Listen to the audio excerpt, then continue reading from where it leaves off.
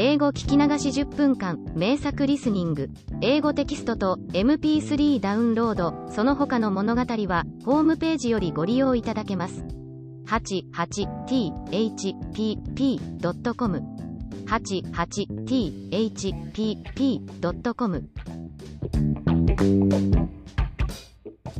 Fortunately for his peace, his former owner was killed in a drunken brawl at the Kermesse of Mechlin, and so sought not after him nor disturbed him in his new and well-loved home. A few years later, old Jihan Das, who had always been a cripple, became so paralyzed with rheumatism that it was impossible for him to go out with the cart any more. Then little Nello, being now grown to his 6th year of age, and knowing the town well from having accompanied his grandfather so many times, took his place beside the cart, and sold the milk and received the coins in exchange, and brought them back to their respective owners with a pretty grace and seriousness which charmed all who beheld him. The little Ardennes was a beautiful child, with dark, grave, tender eyes, and a lovely bloom upon his face, and fair locks that clustered to his throat, and many an artist sketched the group as it went by him, the green cart with the brass flagons of Tenier and Miris and Van Tal, and the great tawny-colored, massive dog, with his belt harness that chimed cheerily as he went, and the small figure that ran beside him which had little white feet and great wooden shoes, and a soft, grave, innocent, happy face like the little fair children of Rubens. Nello and Patriski did the work so well and so joyfully together that Jihan Das himself, when the summer came and he was better again, had no need to stir out, but could sit in the doorway in the sun and see them go forth through the garden wicket, and then doze and dream and pray a little, and then awake again as the clock tolled 3 and watch for their return. And on their return Patriski would shake himself free of his harness with a bay of glee, and Nello would recount with pride the doings of the day, and they would all go in together to their meal of rye bread and milk or soup, and would see the shadows lengthen over the great plain, and see the twilight veil the fair cathedral spire, and then lie down together to sleep peacefully while the old man said a prayer. So the days and the years went on, and the lives of Nello and Patriski were happy, innocent and healthful. In the spring and summer especially were they glad. Flanders is not a lovely land, and around the burg of Rubens it is perhaps least lovely of all. Corn and colza, pasture and plough, succeed each other on the characterless plain in wearying repetition, and save by some gaunt grey tower, with its peal of pathetic bells, or some figure coming athwart the fields, made picturesque by a gleaner's bundle or a woodman's faggot, there is no change, no variety, no beauty anywhere, and he who has dwelt upon the mountains or amidst the forests feels oppressed as by imprisonment with the tedium and the endlessness of that vast and dreary level. But it is green and very fertile, and it has wide horizons that have a certain charm of their own even in their dullness and monotony, and among the rushes by the waterside the flowers grow, and the trees rise tall and fresh where the barges glide with their great hulks black against the sun, and their little green barrels and vari-colored flags gay against the leaves. Anyway, there is greenery and breadth of space enough to be as good as beauty to a child and a dog, and these two asked no better, when their work was done, than to lie buried in the lush grasses on the side of the canal, and watch the cumbrous vessels drifting by and bring the crisp salt smell of the sea among the blossoming scents of the country summer. True, in the winter it was harder, and they had to rise in the darkness and the bitter cold, and they had seldom as much as they could have eaten any day, and a hut was scarce better than a shed when the nights were cold, although it looked so pretty in warm weather, buried in a great kindly clambering vine, that never bore fruit, indeed, but which covered it with luxuriant green tracery all through the months of blossom and harvest. In winter the winds found many holes in the walls of the poor little hut, and the vine was black and leafless, and the bare lands looked very bleak and drear without, and sometimes within the floor was flooded and then frozen. In winter it was hard, and the snow numbed the little white limbs of Nello, and the icicles cut the brave, untiring feet of Patriski. But even then they were never heard to lament, either of them. The child's wooden shoes and the dog's 4 legs would trot manfully together over the frozen fields to the chime of the bells on the harness, and then sometimes, in the streets of Antwerp, some housewife would bring them a bowl of soup and a handful of bread, or some kindly trader would throw some billets of fuel into the little cart as it went homeward, or some woman in their own village would bid them keep a share of the milk they carried for their own food, and they would run over the white lands, through the early darkness, bright and happy, and burst with a shout of joy into their home. So, on the whole, it was well with them, very well, and Patriski, meeting on the highway or in the public streets the many dogs who toiled from daybreak into nightfall, paid only with blows and curses, and loosened from the shafts with a kick to starve and freeze as best they might, Patriski in his heart was very grateful to his fate, and thought it the fairest and the kindliest the world could hold. Though he was often very hungry indeed when he lay down at night, though he had to work in the heats of summer noons and the rasping chills of winter dawns, Though his feet were often tender with wounds from the sharp edges of the jagged pavement, though he had to perform tasks beyond his strength and against his nature, yet he was grateful and content. He did his duty with each day, and the eyes that he loved smiled down on him. It was sufficient for Patriski. There was only one thing which caused Patriski any uneasiness in his life, and it was this.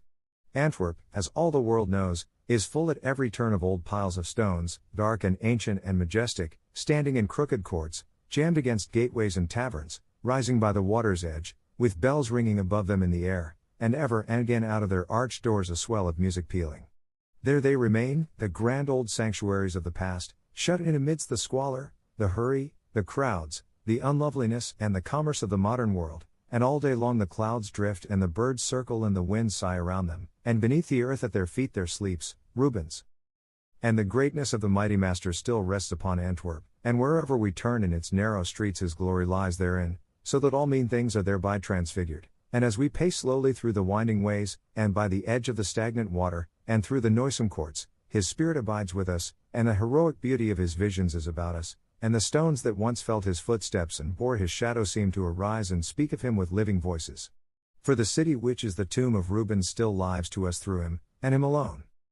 It is so quiet there by that great white sepulchre, so quiet, save only when the organ peals and the choir cries aloud the Salve Regina or the Kyrie eleison. Sure no artist ever had a greater gravestone than that pure marble sanctuary gives to him in the heart of his birthplace in the chancel of Saint Jacques. Without Rubens, what were Antwerp?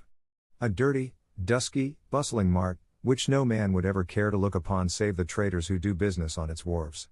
With Rubens, to the whole world of men it is a sacred name, a sacred soil, a Bethlehem where a god of art saw light, a Golgotha where a god of art lies dead. O nations!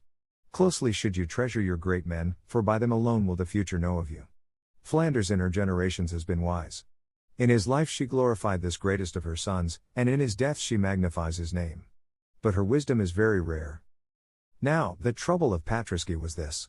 Into these great, sad piles of stones, that reared their melancholy majesty above the crowded roofs, the child Nello would many and many a time enter, and disappear through their dark arched portals, whilst Patriski, left without upon the pavement, would wearily and vainly ponder on what could be the charm which thus allured from him his inseparable and beloved companion.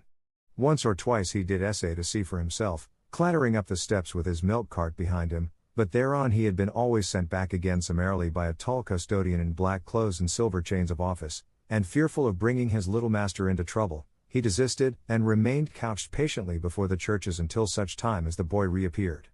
It was not the fact of his going into them which disturbed Patriski. He knew that people went to church, all the village went to the small, tumble-down, grey pile opposite the red windmill. What troubled him was that little Nello always looked strangely when he came out, always very flushed or very pale, and whenever he returned home after such visitations would sit silent and dreaming, not caring to play, but gazing out at the evening skies beyond the line of the canal, very subdued and almost sad. What was it? Wondered Patriski. He thought it could not be good or natural for the little lad to be so grave, and in his dumb fashion he tried all he could to keep Nello by him in the sunny fields or in the busy marketplace. But to the churches Nello would go, most often of all would he go to the great cathedral, and Patriski, left without on the stones by the iron fragments of Quentin Matsis's gate, would stretch himself and yawn and sigh, and even howl now and then, all in vain, until the doors closed and the child perforce came forth again, and winding his arms about the dog's neck would kiss him on his broad, tawny-colored forehead, and murmur always the same words, "If I could only see them, Patriski. If I could only see them." What were they? Pondered Patriski, looking up with large, wistful, sympathetic eyes. One day, when the custodian was out of the way and the doors left ajar, he got in for a moment after his little friend and saw. They were two great covered pictures on either side of the choir. Nello was kneeling, wrapped as in an ecstasy, before the altar picture of the Assumption, and when he noticed Patriski, and rose and drew the dog gently out into the air, his face was wet with tears, and he looked up at the veiled places as he passed them, and murmured to his companion, "It is so terrible not to see them, Patriski, just because one is poor and cannot pay."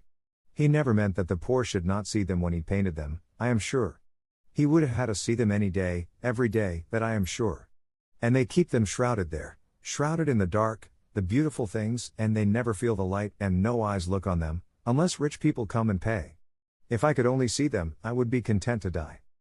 But he could not see them, and Patriski could not help him, For to gain the silver piece that the church exacts as the price for looking on the glories of the elevation of the cross and the descent of the cross was a thing as utterly beyond the powers of either of them as it would have been to scale the heights of the cathedral spire. They had never so much as a sou to spare. If they cleared enough to get a little wood for the stove, a little broth for the pot, it was the utmost they could do. And yet the heart of the child was set in sore and endless longing upon beholding the greatness of the two veiled Rubens. The whole soul of the little Ardennes thrilled and stirred with an absorbing passion for art. Going on his ways through the old city in the early days before the sun or the people had risen, Nello, who looked only a little peasant boy, with a great dog drawing milk to sell from door to door, was in a heaven of dreams whereof Rubens was the god. Nello, cold and hungry, with stockingless feet in wooden shoes, and the winter winds blowing among his curls and lifting his poor thin garments, was in a rapture of meditation, wherein all that he saw was the beautiful fair face of the Mary of the Assumption, with the waves of her golden hair lying upon her shoulders, and the light of an eternal sun shining down upon her brow. Nello, reared in poverty, and buffeted by fortune, and untaught in letters, and unheeded by men, had the compensation or the curse which is called genius. 英語聞き流し10分間、名作リスニング、英語テキストと MP3 ダウンロード、その他の物語は、ホームページよりご利用いただけます。88thpp.com 88thpp.com